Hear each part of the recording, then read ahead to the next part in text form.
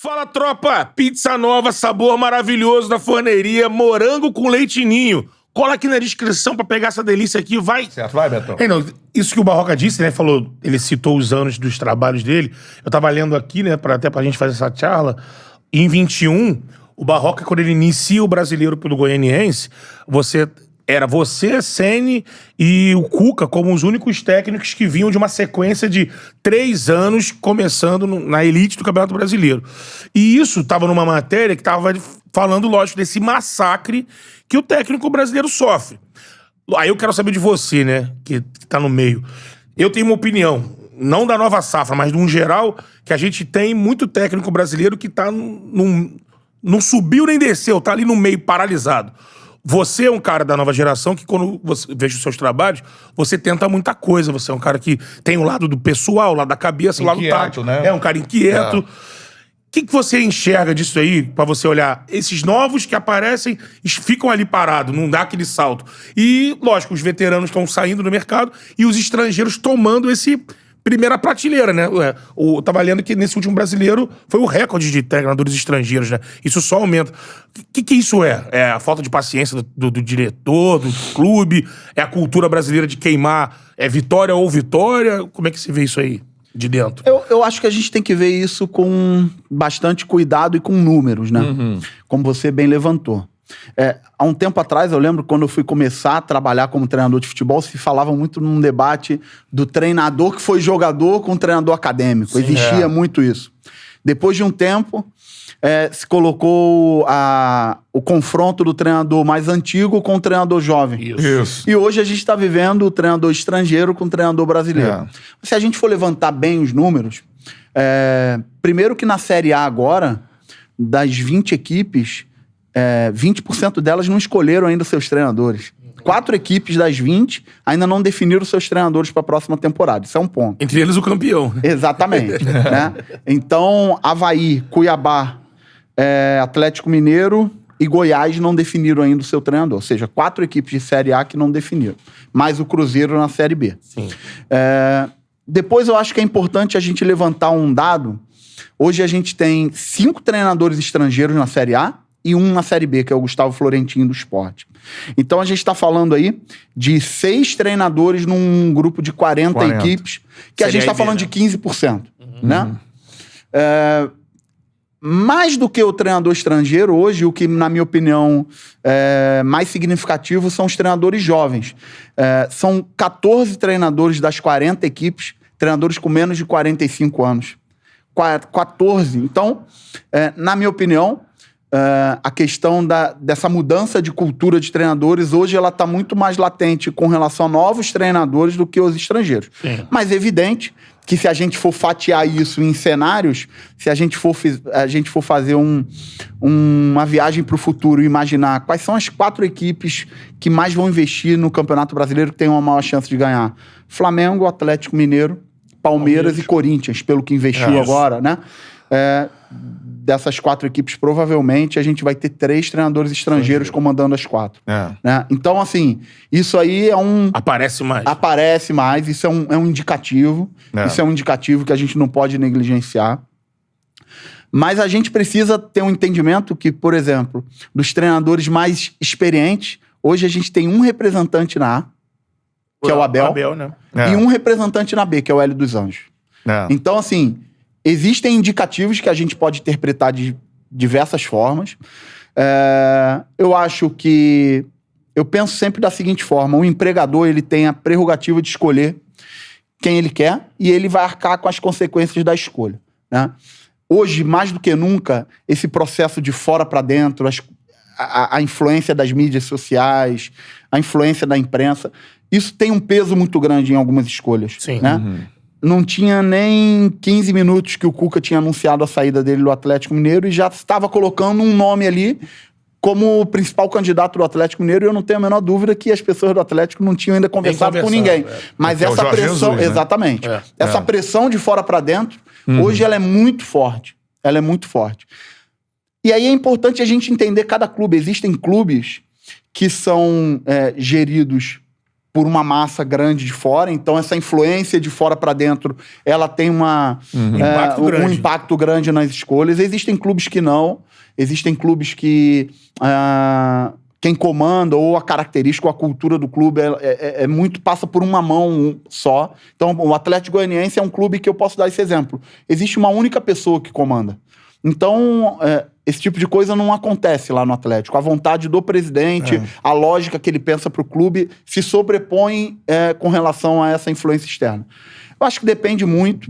Eu acho que tem espaço para todo mundo e acho que o empregador ele quer ter sempre no seu corpo funcional aquele cara que consegue entregar os resultados e agrega sentimento. A gente pode falar aqui de diversos cenários diferentes. Existem clubes hoje que, por exemplo, não abrem mão da sua comissão técnica fixa. Fluminense tem um corpo técnico fixo, extremamente capacitado, competente, que não abre mão.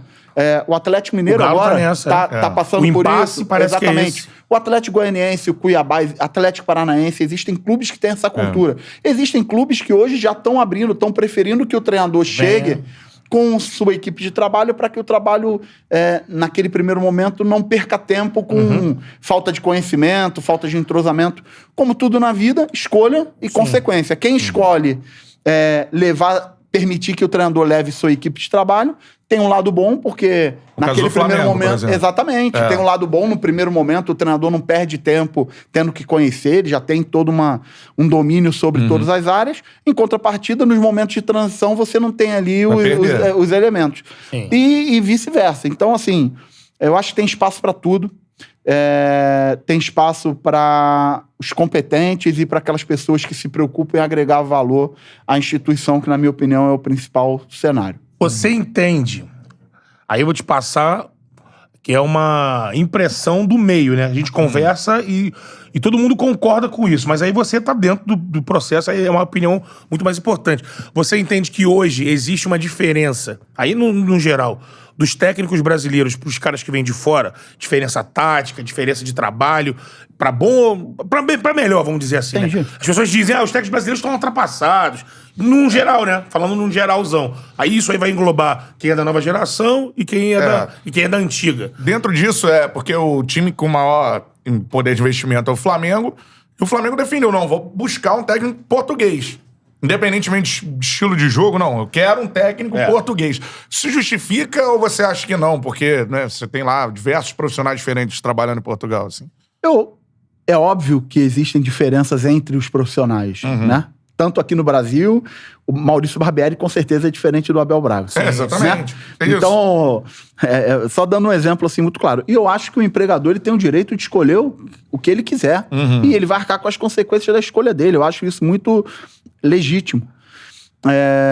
Eu não concordo muito com a unificação desse processo de colocar todo mundo no mesmo bolo. O brasileiro, o estrangeiro... Um critério ser a nacionalidade. Isso. Porque a formação, na verdade, ela é diferente. A nossa formação como treinador, ela é diferente da formação do técnico estrangeiro. Em contrapartida, a gente tem também muitas coisas por conhecer o futebol local, por conhecer o mercado, por conhecer a cultura dos clubes, que às vezes chega alguém de fora e vai levar um tempo maior para conseguir. E quando a gente determina essa questão dos estrangeiros com os brasileiros, a gente pode caminhar em diversos cenários. Vamos lá, na minha visão, isso é uma opinião muito pessoal, recentemente 4 treinadores estrangeiros tiveram sucesso aqui no Brasil, na minha visão. Jorge Jesus conseguiu boa performance e ótimos resultados. Foi quem mais ganhou, né? Sampaoli, que não conseguiu nenhum resultado expressivo nacional, mas a equipe dele jogava de uma forma espetacular. Sim. O Kudê, na minha opinião, apesar de um tempo muito curto, e aí eu cito o Kudê porque eu joguei contra ele e tenho muitos amigos, jogadores que foram treinados por ele, que são encantados com a forma dele trabalhar. E o Abel Ferreira, muito pela questão dos resultados, menos pela questão da plástica do futebol, mas mais pelos resultados. Mas se a gente for pegar o case do Palmeiras, recentemente, antes da chegada do Abel, o Palmeiras já vinha conquistando competições importantes nacionais, ganhou a Copa do Brasil com Marcelo Oliveira, ganhou o Brasileiro com Cuca, ganhou o Brasileiro com o Filipão. O Palmeiras é um case de um clube que vem se estruturando há um bom tempo, vem investindo em grandes jogadores e vem conquistando. E, obviamente, o trabalho do Abel, um treinador que conquistou 2 vezes a Libertadores, não pode ser negligenciado, então ele tem um mérito, né? Mas a gente também pode botar nesse pacote aí o Miguel Ramírez, que veio pro Inter e rapidamente saiu. Que seria o técnico do Palmeiras, né? Exatamente. Antes do Abel. A gente pode colocar nesse bolo aí o Dabove, que teve agora no Bahia, chegou no meio do campeonato e não se encontrou, não conseguiu ter um diagnóstico do que era o futebol brasileiro, do que eram os jogadores do Bahia, do que era a competição e saiu rápido. A gente pode colocar o Paulo Bento, a gente pode colocar o Balsa no São Paulo, a gente pode colocar o Osório, a gente pode colocar o Aguirre, Gesualdo. Então, diversos treinadores estrangeiros também tiveram grandes oportunidades aqui e não conseguiram entregar. Sapinto, né? No Vasco, Sapinto, tô pensando que né? Não conseguiram o técnico que sucedeu o Jorge Jesus, que era o Domi. Então, diversos treinadores tiveram grandes oportunidades em grandes clubes e também não conseguiram entregar. Por isso que eu acho que esse tipo de análise de cenário ele tem que ser muito individualizado. Né? Ele tem que ser muito... Cada treinador tem uma formação, ele tem uma competência, ele tem uma forma de se relacionar com a torcida, com os dirigentes, com os jogadores, ele agrega um determinado valor com aquela equipe que já está no clube, ele tem uma forma de analisar e escolher jogador, ele tem uma forma de trabalhar com relação aos adversários. Cada treinador tem uma característica. Então, é como quando se compara o futebol brasileiro com o futebol europeu, que, na verdade, é um grande erro. Primeiro que o Brasil é um país e a Europa é um continente. Né? Então, eu tenho certeza que Corinthians e Atlético Mineiro é um jogo melhor do que Estoril e Portimonense. Sim, e a gente está falando de futebol europeu. Né? Então, assim, a gente tem que ter muito cuidado, porque às vezes a gente coloca futebol europeu como se fosse Manchester City e Paris Saint-Germain. E não é isso. Futebol europeu não é Champions muito mais League. amplo. Né? Se a gente for comparar aqui, se eu for perguntar para vocês hoje quem é o líder do campeonato dinamarquês, provavelmente vocês não vão saber quem é. Talvez não. Chutaria o que vem à cabeça. Então, um Copenhagen da vida. Aí. Exatamente. Então, é um grande erro e muitas vezes se coloca num baú ali, futebol brasileiro com a Europa. E a Europa é um continente, né? Não, isso não dá. Então, é muito importante a gente não caminhar nesse sentido. A gente estar atento às coisas mais específicas para conseguir debater com uma profundidade maior.